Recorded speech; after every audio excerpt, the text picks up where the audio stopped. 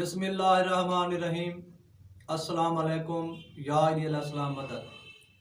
मैं हूँ आपका मेज़बान सैयद रोशन अली नकवी, प्रोग्राम मार्फत इमाम ज़माना के साथ। इस दौर में इस बात की कमी महसूस की जाती है कि लोगों को हकूक़ इमाम ज़माना के बारे में कोई एजुकेट करने वाला नहीं है।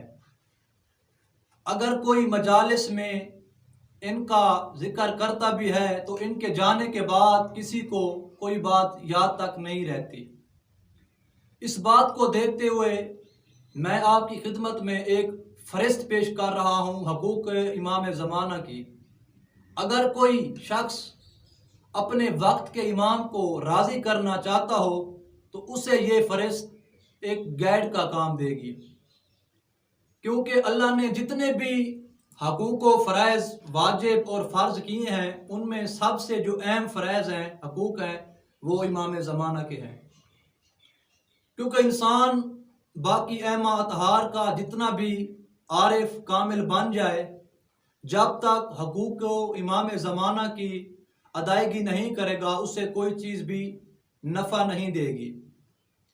दौर ग़ैबत में सबसे जो अहम फ़राइज़ हैं वो सिर्फ सुन्नी शिया पर भी नहीं बल्कि इमाम ज़माना के जो हकूक़ व फ़राइज़ हैं वो पूरी इंसानियत पर आयद होते हैं। सबसे पहली बात तो ये है कि हमारे मालिक मुतलक के, हमारे वक्त के इमाम के हम पर जो एहसानात हैं उनका शुमार करना मुमकिन ही नहीं, लेकिन मैं चंद एक की तरफ इशारा काफ़ी समझता हूँ। हमारे मालिक मुतलक पूरी रूए ज़मीन के लिए वजह हिफ्ज़ व अमान है, इसलिए भी उनके हकूक़ मखलूक की गर्दन पर हैं। वो हमारे ही ज़माने के इमाम हैं और क़यामत के रोज़ हमें उन्हीं के नाम से ही पुकारा जाना है, इसलिए उनके हकूक़ हम पर ऐद होते हैं। वो दस्तार रिसालत के वारिस हैं, इस हसीयत से भी उनके हकूक़ हम पर ऐद होते हैं। वो अहदाए नियाबत इलाहिया के मालिक हैं, इस हसीयत से भी उनके हकूक़ हम पर ऐद होते हैं। वो ख़ातमुल औसिया हैं। अगर किसी इमाम से सुलह रहमी करना हो तो उन्हीं से ही सुलह रहमी करना वाजिब अव्वल है, इस हसीयत से भी उनके हकूक़ हम पर ऐद होते हैं।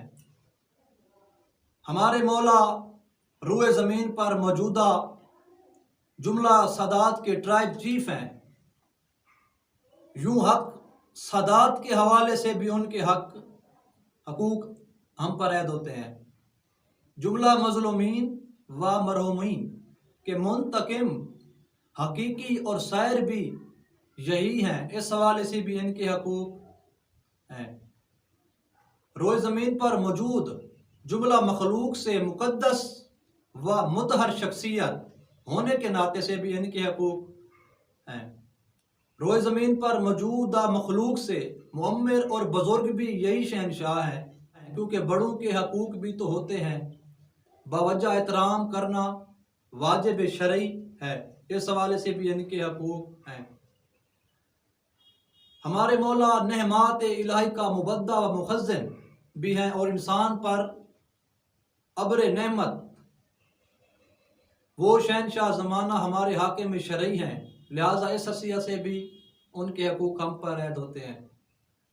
सारी रूए ज़मीन पर मौजूद गान के निजात दहिंदा भी यही शहनशाह हैं, इस नाते से भी इनके हकूक़ हम पर ऐद होते हैं।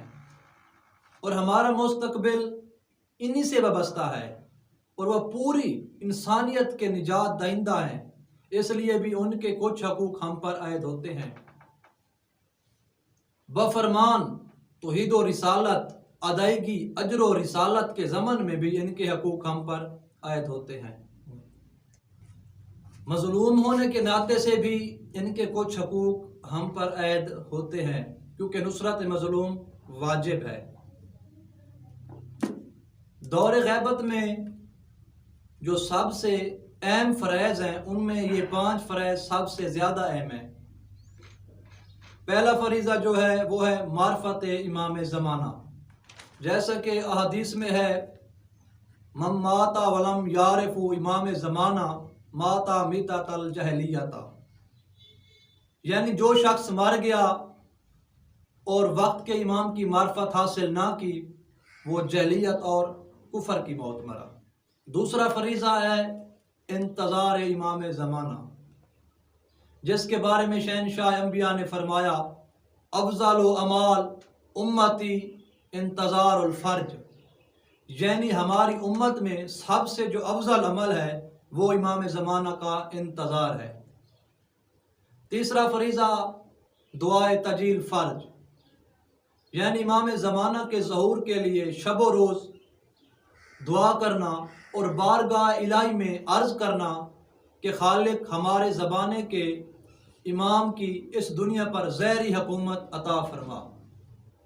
چوتھا فریضہ جو ہے وہ ہے امام زمانہ کی نصرت۔ دور غیبت میں نصرت کے 114 شعبوں میں زیادہ سے زیادہ شعبوں میں نصرت کرنا، یعنی قلم سے نصرت، مولا کے فضائل نشر کرنا، زبان سے نصرت، ہاتھوں سے نصرت، مال کی نصرت، جان کی نصرت، ہر طرح کی نصرت۔ اور پانچواں فریضہ اپنے اعمال و افعال و اقوال و فکر و خیال کا مرکز امام زمانہ کو بنایا جائے اور انہی سے ہدایت طلب کرنا چاہیے۔ وہ ہمارے ہادی ہیں اور انہی کی ذات پاک سے رابطہ پیدا کرنے کی کوشش کی جائے۔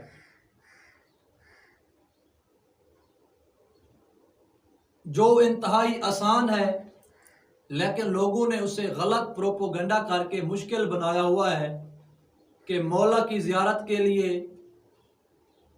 مولا سے رابطہ کے لیے، مولا پاک سے رابطہ کرنے کے لیے انتہائی زائد اور متقی لوگوں کی ضرورت ہے۔ دیکھیں کسی بھی ہسپتال میں ایڈمیشن کے لیے شرط ہے مریض ہونا۔ مولا ہمارے وقت کے امام ہمارے روحانی معالج ہیں اور ہمیں ضرورت ہے ان سے رابطہ پیدا کرنے کی،